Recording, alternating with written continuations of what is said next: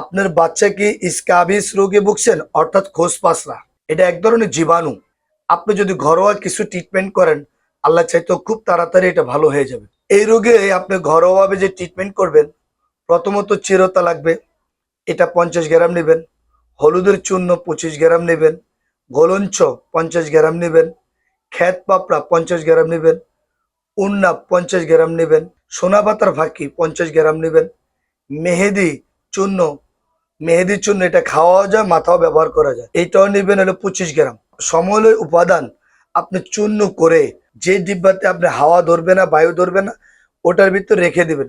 সকালে 1 চামচ, রাত্রে 1 চামচ, হালকা গরম পানি দিয়ে আপনি লাড়া দিয়ে এটা খেয়ে নেবেন। সকালে খালি পেটে, রাত্রে খাওয়ার পরে। এই নিয়মে আপনি 15 থেকে 20 দিন খান, আপনার খোসপাসটা ভালো হবে। শুকনো যেই দাগগুলো ছিল, দাগগুলো আস্তে আস্তে চলে যাবে।